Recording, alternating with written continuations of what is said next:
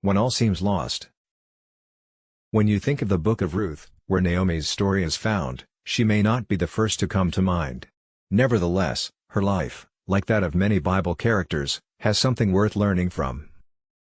If you are unfamiliar with Naomi, she, her husband, and her sons moved from Bethlehem to the country of Moab because of a famine. While in Moab, Naomi's husband died, and later her 2 sons.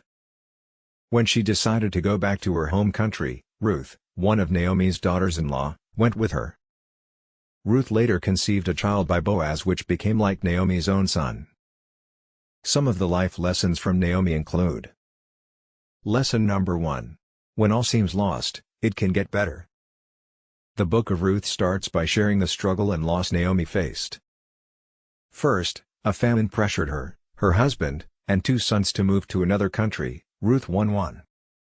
Then, while in that country, her husband died. 10 years after moving, when her sons had already gotten married, both of them died, leaving her with her 2 daughters-in-law. What happened to Naomi happens to all of us in one shape or another. It's natural to experience difficulties in life. Some are so hard that it can feel like God is against us. That's exactly how Naomi felt. In the same way that it got better for Naomi when all seemed lost, is the same way it can get better for us when all seems lost. In some instances, like Job, it can get better than what it was before.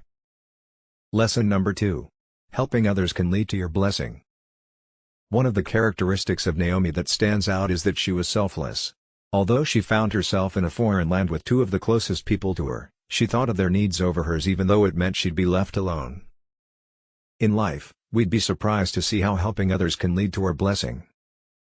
Something you do for someone today might be a blessing to you years later. Naomi probably had no idea that by connecting Ruth with Boaz she'd end up with a grandson that would be like a son of her own. Lesson number 3. You may have more than you think. Naomi thought she came back empty, but if you think about it, she did not. She came back with her daughter-in-law Ruth.